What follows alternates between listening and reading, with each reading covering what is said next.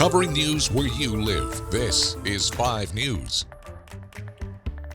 Well, I'm Joe Ellison. Thank you for joining us here for the latest news and weather where you live. The search for a convicted rapist who escaped from an Arkansas prison a year ago has been captured. Well, this happened in West Virginia. You see him here, Samuel Hartman. He was arrested along with these 3 other accomplices. One is his girlfriend and his mother. Now, this magazine man was an inmate at the East Arkansas Regional Unit, sentenced to life in prison in 2013 for raping his stepdaughter.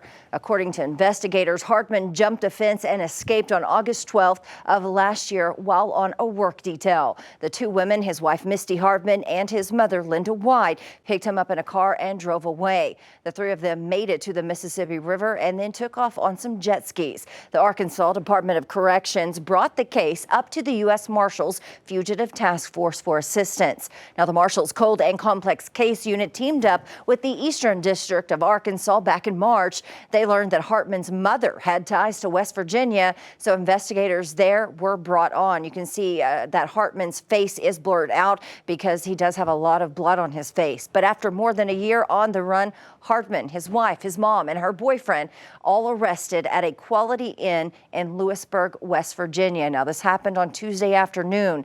A deputy U.S. Marshal for the Eastern District of Arkansas says this case stood out because of how they got away, which reads like a scene out of a movie. Jet skis going across the Mississippi River, substantial amounts of cash won from lottery or from the casino. It's a prison break. It's movie material. I mean, this is like the old brother, where art thou? It's just one of those crazy ones that happen, and it gives us a run for our money. It tests our mettle, and ultimately we always get our man. Well, as for Hartman and his accomplices, they will get an extradition hearing, but Hartman will end up back in an Arkansas prison to continue serving his life sentence. And in another story, a clerical error could cost Crawford County millions of dollars in tax revenue. 5 News reporter Morgan Wrigley explains what happened and how this will affect the county financially.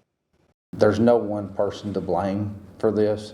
It is just an unfortunate incident that happened and a clerical error that we've done everything we can to try to rectify this year. Crawford County's 1% sales and use tax was set to expire in September of this year. In May 2022, the county voted to extend the tax until September 2031. County Judge Chris Keith says last month officials found out about a mistake that could cost the county millions. There were several things that should have been sent to DFA at the time that nobody knew about that did not get sent to DFA. That's the Arkansas Department of Finance and Administration. The law says that anytime there's a change that before 90 days of implementation, we have to be notified. That means the deadline for Crawford County was in July. The county did provide it. Unfortunately, it just wasn't within that time frame. And there's nothing that we can do in that situation. Because of that error, Crawford County will not be able to collect sales and use tax from October 2023 to January 2024. It'll impact the county and all of the cities. Judge Keith says the funds from that tax in the county are mostly split between roads, public safety, and the general county fund. And not collecting it for 3 months will have a multi-million-dollar impact. Looking at what we've done over the first 3 quarters of the year, it's going to impact the county and cities for over $2 million. At this point, Judge Keith says all they can really do is move forward.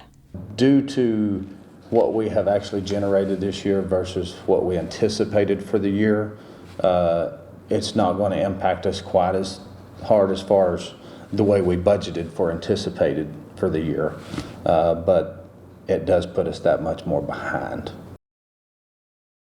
Well, we reached out to the mayors of Alma, Van Buren, and Mulberry. All declined to comment, but Judge Keith says everything is in order to resume the tax again in January. All right, before we get to more news of the day, let's get a check of the weather with meteorologist Zach Scott. Hey, Zach.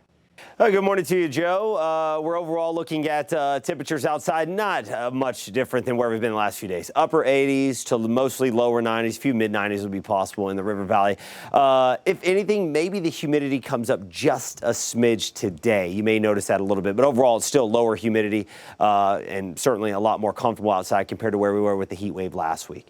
We've got a reinforcing front that's going to be coming in. That's going to give us a northeast wind today, about 5 to 15 miles per hour. We're also going to probably probably get some scattered clouds to build in this afternoon, providing a little shade. So overall, still pretty comfortable for this time of year. Here's that weak front. It's heading our way, cutting through Missouri today. Not a huge push of cool air behind it, but it does reinforce the dry air that's in place. Actually gives us even more drier air than where we've been the last few days. So even lower humidity levels for Thursday and Friday. That's when it should be the most comfortable outside for us before we start to heat back up into the weekend. Again, you get that drier air in place. Drier air cools off more efficiently overnight with clear skies, light winds. That's what we're going to have.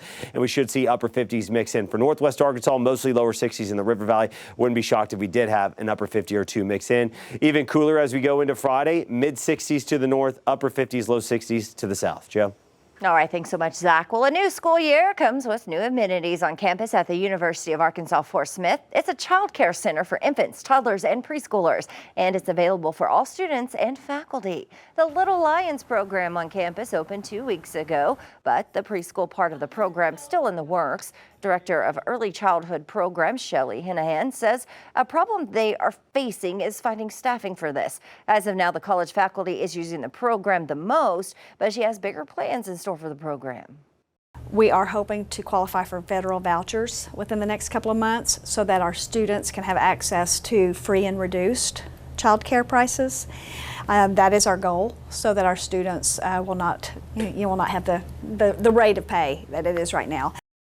Well, with the majority of UAFS students commuting to school, UAFS says this program is a step in the right direction, and they hope to open the preschool within the next 2 weeks.